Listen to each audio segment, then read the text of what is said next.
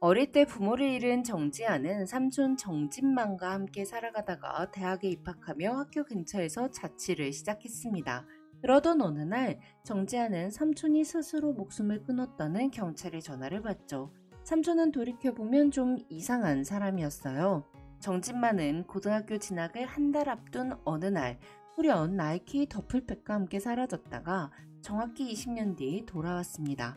정진만은 지나칠 정도로 항상 타인을 경계하고 불신했죠. 이후 8살 지아는 할머니의 장례식 날 정진만과 단둘이 집에 남아 있었고, 정진만은 지안에게 검은 개의 존재에 대해 알려줍니다.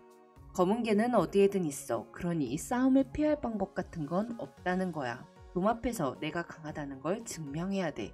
절대 눈을 피하지 말고 눈빛으로 나는 내 놈에 대해 다 알고 있다고 말해. 그리고 천천히 기회를 틈타 놈이 가장 아끼는 걸 빼앗아야지. 또한 진만은 할머니의 죽음을 슬퍼하는 것이 검은 개가 원하는 것이기 때문에 슬퍼하는 대신 놈이 가장 아끼는 걸 빼앗을 준비를 할 거라고 말하죠. 그날 진만은 형 내외가 사망했다는 전화를 받고 집을 나가 한 달 만에 아동 임시보호소에 있던 지안을 데리러 왔습니다. 이후 진만은 외딴 시골집으로 지안을 데리고 가 온라인 잡화점을 할 거라며 3m가 넘는 담벼락을 세우고 뒷마당에 큰 창고를 지었죠. 다시 현재로 돌아와서 시체 안치소에서 삼촌 정진만의 신원을 확인한 지아는 진만의 영정사진을 구하려고 집으로 향하던 중 초등학교 동창인 배정민을 우연히 만납니다. 정민은 진만의 쇼핑몰에서 알바를 했었다며 지안의 옆을 지키고 진만이 죽은 욕실 청소를 자처했습니다. 정민은 청소하다가 욕실장 안에서 발견했다며 진만의 투지 폴더폰을 지안에게 건넸고, 그때 진만의 투지폰으로 돈을 입금했다는 문자가 오고 지안은 진만의 어마어마한 통장 잔액을 보게 되죠. 그리고 삼촌의 쇼핑몰에서 모바일 버전 홈페이지 제작 알바를 해왔다는 정민의 도움을 받아 쇼핑몰 관리자 페이지에 접속했습니다. 마침 오른쪽 하단 메시지 창이 활성화되며 게스트 1이 출고 일정을 물었고, 지안은 정진만의 부고와 쇼핑몰 폐쇄 환부를 안내합니다. 그러자 게스트 1은 진만이가 죽었다니 말도 안 돼. 그럼 너도 오늘 안에 죽겠네? 라고 알 수 없는 메시지를 남기죠. 이윽고 지은과 정민은 머더헬프라는 딥웹을 찾아내는데요. 삼촌이 운영하던 인터넷 쇼핑몰 머더헬프는 살인자들을 위한 무기를 판매하는 곳이었습니다. 이때 미네라는 킬러가 집으로 찾아오고 미네는 지안에게 정진만의 실체에 대해 알려줍니다. 정진만은 딥웹에서 총기류 커스터마이징의 장인으로 불렸습니다. 하지만 정진만이라는 사내에 대해 알려지게 된 건 베일이라는 킬러에게 가족을 잃은 뒤였죠. 베일은 다른 킬러들에게 의뢰가 들어가지 않도록 진만의 무기를 독점하고 싶어 했지만 진만이 이를 거절하자 진만의 무기 배달원인 혼다의 경동맹을 끊었습니다. 또한 지안의 할머니와 지안의 부모님까지 죽였죠. 진만은 베일에게 굴복하는 대신 자신의 신분을 완전히 노출하고 스스로 왕자에 올랐어요. 정진만은 자신과 거래하기 위한 코드를 부여했는데요. 저격 킬러들은 레드, 독살 프로들은 블루, 스파이는 퍼플, 뒤처리 업자는 옐로, 이들은 그린 코드를 가진 진만과 지안을 지켜야 할 의무도 부여받았습니다. 또한 진만은 킬러들의 몸에 GPS를 심고 머더헬프 사이트에 킬러맵을 업로드하여 그들의 위치 정보를 실시간으로 감시했죠. 또한 킬러들의 사진과 거래 리스트를 확보하여 언제든 자신이나 지안에게 위협이 될 만한 일이 벌어지면 딥웹이 아니라 일반인도 볼 수 있는 웹사이트의 정보를 공개하고 자멸할 계획을 세웠어요. 이 모든 것이 조카 지안을 지키기 위함이었죠. 유일하게 코드를 얻지 못한 킬러는 베일이었습니다. 정진만은 지안이 아동 임시 보호소에 있는 동안 베일에게 복수하기 위해 정보력이 좋은 퍼플들의 협조를 받아 베일의 위치를 파악하고 깔끔한 뒤처리를 위해 옐로를 대기시켰습니다. 베일은 진만의 사람 4명의 목숨을 해쳤기 때문에 진만도 베일의 사람 4명을 죽이는 것으로 복수를 하고 싶었어요. 하지만 베일은 고아였죠. 그래서 진만은 4명의 목숨 대신 베일에게 치욕적인 죽음을 선사하기로 결정합니다. 죽음을 전문적으로 다루는 킬러가 아닌 거칠고 투박한 실력으로 오로지 재미와 호기심 충족을 위해 칼을 휘두르는 사람들을 동원시키기로 마음 먹은 거죠.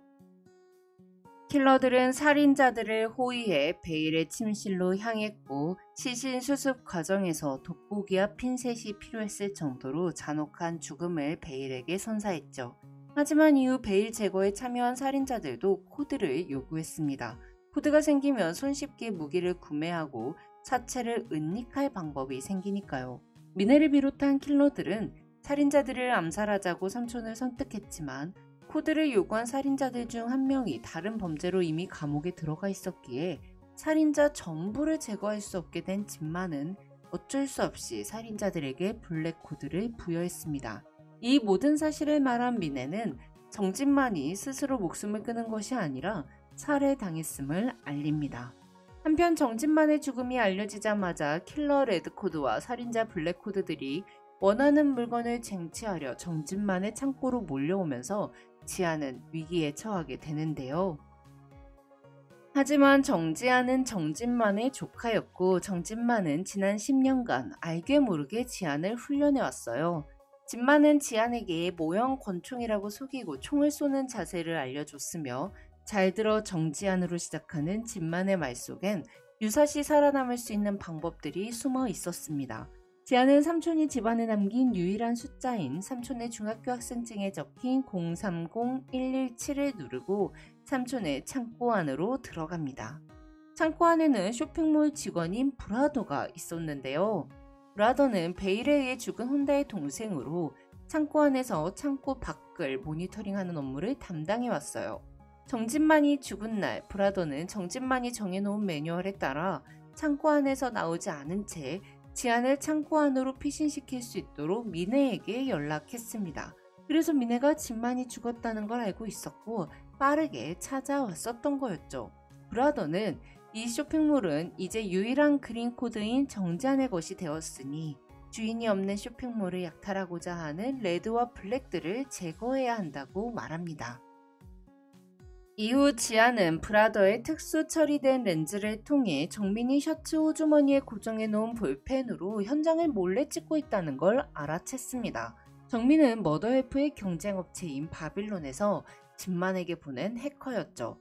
죽은 베일의 대리인이 바빌론에 정진만의 죽음을 의뢰했고 바빌론은 다른 킬러들이 모두 거절하자 디웹에서 얼쩡거리던 배정민에게 접근하여 정진만을 죽이면 바빌론의 해커 자리를 주겠다고 약속했습니다. 정민은 진만이 죽던 날 진만을 찾아가 정지안이 바빌론에게 납치된 딥페이크 영상을 보여주며 일반인이 보기에도 자연스러운 죽음을 연출해주면 지안을 살려서 돌려보내겠다고 말합니다. 그날 진만은 욕조에 뜨거운 물을 받고 접이식 면도 나이프를 꺼내 뜨거운 김이 피어나는 욕조에 몸을 둥글게 말고 들어앉아 망설임 없이 나이프를 휘둘렀습니다. 그리고 그 과정을 정민이 모두 지켜봤기에 정민은 장례식이 끝난 후 욕실 청소를 자청한 거였죠. 한편 정민이 정진만을 제거했음에도 불구하고 바빌론은 정민에게 머더헬프를 완전히 끝장내야 해커로 받아주겠다고 말을 바꿨어요. 정민은 머더헬프의 전체 회원 정보를 온라인에 공개하고 범죄 사실을 알려서 머더헬프를 와해할 계획을 세웁니다. 그래서 진만의 창고 안에 있다고 여겨지는 머더헬프 킬러 회원들에 대한 데이터를 찾기 위해 창고문을 열 수 있는 지안에게 접근했던 거였죠. 지안은 브라더가 해킹한 정민의 카메라를 통해 삼촌이 죽었던 날의 영상을 모두 확인한 후 정민을 죽이고 쇼핑몰을 지켜내겠다고 결심하고 진만의 친구인 킬러 잉잉과 미네와 함께 총을 들고 창고로 몰려든 살인자들을 죽입니다. 정민이 찾던 머더헬프 회원 리스트와 고객 명단은 진만이 마당에 파놓은 구덩이 안에 있었습니다. 지아는 블랙코드를 모두 죽인 후 정민에게 내가 원하는 것을 주겠다며 유인했고 허리춤에 숨겨두었던 권총을 꺼내 정민의 이마를 향해 가늠자와 가늠쇠를 맞춘 뒤 방아쇠를 끝까지 당깁니다. 따뜻한 살점이 공중에서 부서졌고 정민은 그토록 원하던 머더헬프 킬러 회원 리스트가 있던 구덩이 위로 쓰러졌죠. 지안이 눈을 떴을 때 지안의 눈앞에는 삼촌 정진만이 있었습니다. 알고 보니 삼촌은 살해당한 것이 아니었어요. 이 상황 자체가 삼촌이 파놓은 함정이자 계획이었죠. 삼촌의 시체를 확인시켜준 경찰 김윤호 또한 삼촌의 편에 선 전직 최연소 킬러였습니다. 진만은 살인자들과 일하는 게 싫었어요. 베일을 제거하는데 살인자들을 활용했기 때문에 어쩔 수 없이 블랙코드를 부여했지만 죄 없이 사람을 죽이는 일에 동조하고 싶지 않았죠. 하지만 코드를 부여한 이상 동업자로서 충실해야 했습니다. 블랙코드들을 모두 제거하고 싶던 진만의 눈에 띈 건 머더헬프에 해킹 코드를 심어놓은 어수룩한 해커 정민이었는데요. 진만은 일부러 보안을 풀어놓고 정민이 클릭해서 다운받도록 자극적인 제목의 첨부 파일 하나를 올렸습니다. 해커의 노트북에 해킹 프로그램을 심은 거였죠.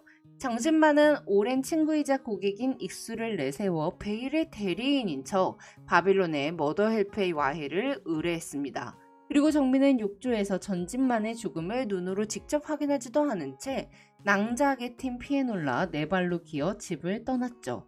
이후부터는 경찰 김윤호가 진만의 죽음을 신고할 가짜 신고자를 매수하고 안치실 온도를 조절해놓고 사망 증명서도 위조하고 화장장에 모셔갈 무연고자 시신도 확보했어요. 정진만이 죽자 진만의 계획대로 킬러들과 살인마들이 진만의 쇼핑몰을 털기 위해 진만의 창고를 습격했고 머더헬프 회원이라면 절대 공격하면 안 되는 그린코드인 지안을 죽이려 한 살인마들을 진만의 친구 잉잉과 미네가 규칙을 어겼다는 명목으로 모두 정당하게 제거한 거죠. 이렇게 늘 위험 요소로 잔존해 있던 살인자들은 모두 제거되었습니다. 그리고 정진만은 살아있었죠. 하지만 곧 바빌론은 이번 공작 사건의 전말을 파악할 터였고 머더헬프는 위험에 아직 노출되어 있었어요. 그리하여 이미 한쪽 발을 담가버린 지안은 이제 머더헬프의 주인은 내가 되었으니 머더헬프는 이제부터 삼촌과 나의 비즈니스가 되었다고 말하며 살인자의 쇼핑몰 1권은 끝이 납니다. 지금까지 잼잼 리뷰였습니다. 감사합니다.